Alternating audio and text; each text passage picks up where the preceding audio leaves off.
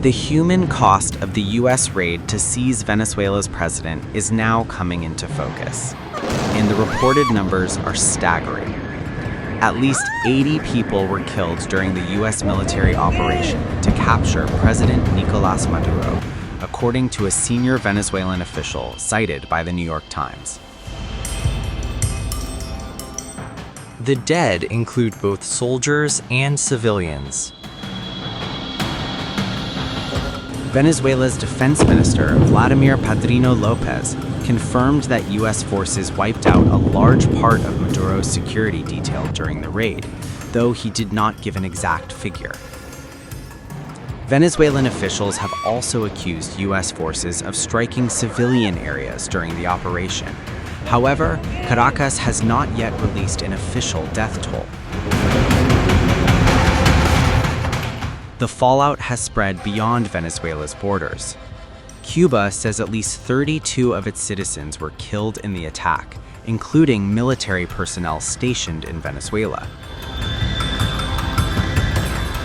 Cuban President Diaz-Canel announced January 5th and 6th as official days of mourning, honoring what he described as compatriots who, quote, fulfilled their duty with dignity and heroism.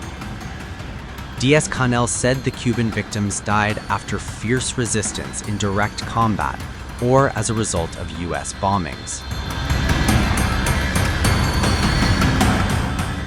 Venezuelan Foreign Minister Yvonne Gil Pinto paid tribute to the fallen Cubans, saying they, quote, offered their lives while serving in cooperation and defense missions. He also described the U.S. raid as a criminal and infamous attack. In Washington, President Donald Trump insisted no American troops were killed in the operation, though he suggested some may have been wounded. Two unnamed U.S. officials told the New York Times that around half a dozen American soldiers were injured during the mission to capture Maduro and his wife. Media reports say the U.S. bombardment hit multiple targets, including military bases, communications infrastructure, and weapons depots across Venezuela. American officials, however, maintain the airstrikes were carried out to provide cover for U.S. commandos to seize Maduro and transport him to the United States. Maduro is now facing trial in America on drug trafficking and weapons charges, allegations Venezuela's leadership has repeatedly denied. Caracas argues the charges are a pretext for regime change, insisting the raid was not about justice, but about overthrowing the government. As the death toll rises and regional tensions deepen, the U.S. operation to capture Nicolás Maduro is now reshaping the political and military landscape of Latin America, with consequences still unfolding.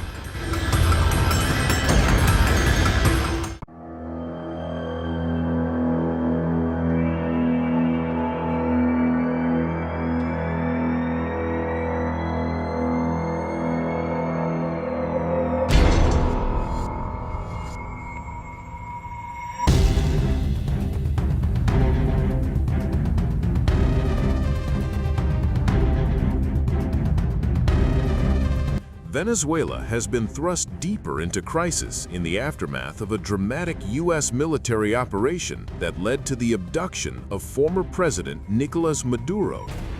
The Venezuelan government has declared a nationwide state of emergency. A decree now in force orders police to immediately hunt down and arrest anyone accused of promoting or supporting the U.S. attack. The order authorizes a national search and capture of all individuals linked to backing the operation. The move comes as U.S. President Donald Trump escalates pressure on the region, threatening further strikes if Venezuela fails to open its oil industry and halt drug trafficking. Trump also issued warnings to Colombia and Mexico, while claiming Cuba's communist government appears close to collapse. Inside Venezuela, power is rapidly consolidating. Parliament has re-elected Jorge Rodriguez as its speaker just days after Maduro's stunning removal. With Jorge Rodriguez heading the legislature and his sister Delcy Rodriguez serving as interim president, the siblings now controlled both the executive and legislative branches of government. Lawmakers denounced Maduro's capture as a violation of sovereignty. Thousands of kilometers away, Nicolás Maduro appeared in a New York federal court where he pleaded not guilty to 4 criminal charges, including narco-terrorism, cocaine trafficking conspiracy, and weapons offenses involving machine guns and destructive devices. Maduro was escorted by heavily armed law enforcement officers after being flown by helicopter and transported in an armored vehicle. His court appearance came days after U.S. commandos, backed by fighter jets and naval forces, swooped into Caracas and forcibly removed him and his wife. In Maduro's absence, interim President Delcy Rodriguez has condemned the U.S. operation, while also signaling a willingness to pursue balanced and respectful relations with Washington. As arrests begin at home and legal battles unfold abroad, Venezuela now stands at a crossroads, gripped by emergency rule, a power shift in Caracas, and an unprecedented confrontation with the United States. For millions of Venezuelans living far from home, the capture of Nicolás Maduro has unleashed a rush of conflicting emotions. Across the global diaspora, relief is colliding with fear as families worry about the safety of loved ones still inside Venezuela. Many say it is impossible not to feel a sense of release at Maduro's capture, even as anxiety grows over what may follow for those left behind. The moment has reopened deep wounds from years of hardship, repression, and separation. Under Maduro's leadership, nearly 8 million Venezuelans fled the country, roughly 1/4 of the entire population. The mass exodus began in 2014, when Venezuela's economy collapsed, triggering one of the largest migration crises in modern history. Well, we're very clear that things aren't going to happen instantly.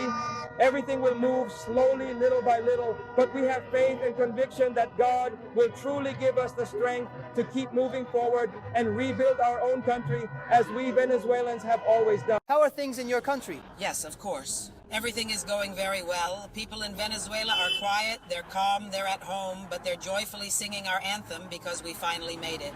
After 26 years. How long have you been here? And thank God the international community understood that we Venezuelans were fighting against criminals who commit crimes against humanity, who used hunger and persecution as their system of control. Venezuela is a giant prison. That's the truth. Look, this is something exciting, something very, very happy because we're happy because look, this is what many Venezuelans have been waiting for. We're doing well. Thanks to everyone who is standing on the right side of history, and long live Venezuela and the whole world, because no human being deserves to live through this, much less for so long. Super happy.